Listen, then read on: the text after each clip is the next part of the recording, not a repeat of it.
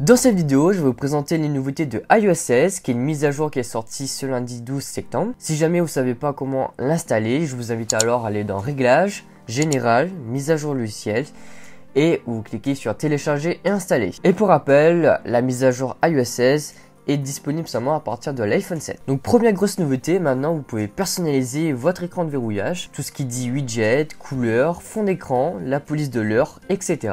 Vous pouvez aussi associer un mode de concentration à un fond d'écran précis. Face ID fonctionne en mode paysage mais seulement sur les iPhone 13 et 14. Maintenant vous pouvez voir la batterie affichée sur l'icône de batterie pour les iPhones en coche, sauf pour le XR 11, 12 mini et 13 mini. Vous pouvez maintenant modifier un message dans iMessage dans un délai de 15 minutes. Mais attention, les personnes sur iOS 15 verront la modification du message, mais aussi l'ancien message. Et les personnes sur iOS 16 verront que le message a été modifié et peut avoir l'historique des modifications.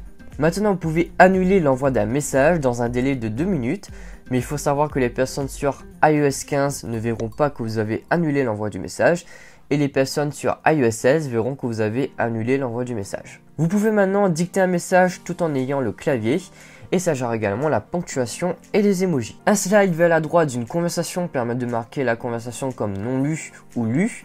Mais attention, si vous marquez comme lu, la personne verra que vous avez lu le message, même si vous n'avez pas ouvert la conversation. En cliquant sur modifier, vous pouvez voir les messages qui ont été supprimés récemment sur 30 jours. Vous pouvez dorénavant masquer des photos qui sera redirigées dans l'album masqué, qui sera alors verrouillé par un code. Vous pouvez bien sûr les faire réapparaître dans l'album d'origine en cliquant sur afficher. Vous pouvez fusionner tous vos doublons, ce qui supprimera les photos en double dans votre pellicule photo. 13e nouveauté, vous avez un code aussi pour supprimer récemment. Le live text est maintenant disponible sur les vidéos qui fonctionne sur les iPhone 10S, 10R et ultérieurs. Maintenant, vous pouvez détourer des photos qui s'effectuent en appuyant longtemps sur l'objet ou la personne en question et qui peut être copié ou déplacé dans un champ de texte. Vous pouvez annuler l'envoi d'un mail sans que le destinataire le voie.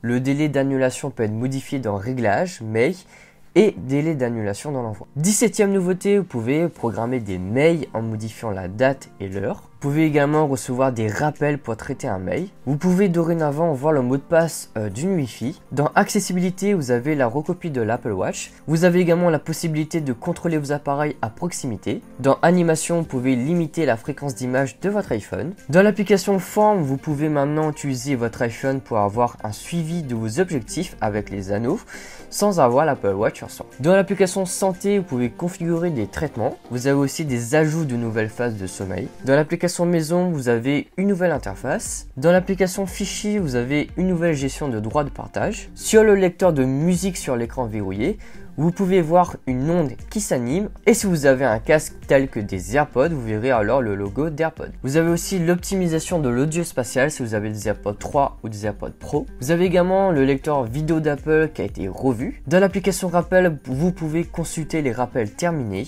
et vous avez aussi la possibilité de créer des modèles. Dans l'application Now, vous pouvez afficher les modifications d'une note partagée en faisant slide vers la droite. Spotlight est dorénavant affiché en bas. 35e nouveauté, vous pouvez accéder aux confidentialités via le centre de contrôle qui permet alors de savoir ce que l'application qui a été ouverte récemment a utilisé. Vous avez le retour de son sur le clavier. Vous avez maintenant un suivi de commandes dans l'application Wallet à la seule condition qu'il faut payer avec Apple Pay. Concernant les groupes de famille sur iCloud, vous avez une nouvelle interface.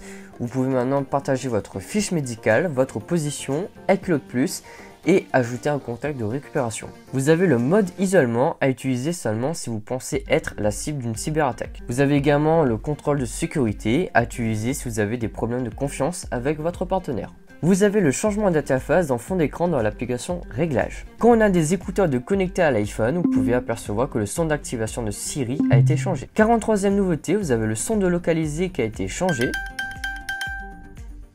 Vous avez l'ajout de copier-supprimer lors d'une capture d'écran. Et 45e et dernière nouveauté, vous avez un nouvel écran qui s'affiche après le redémarrage de l'iPhone, invitant l'utilisateur à sélectionner sa ligne téléphonique afin d'entrer le code PIN. Donc voilà, c'était toutes les nouveautés de iOS 16, enfin les nouveautés que vous devez connaître essentiellement. Bien évidemment, il y a sûrement d'autres nouveautés que je n'ai pas mentionnées dans cette vidéo, sachant que certaines nouveautés ont été reportées telles que le phototech partagé. Donc merci d'avoir regardé la vidéo jusqu'au bout, n'hésitez pas à vous abonner. C'était Robin, ciao ciao.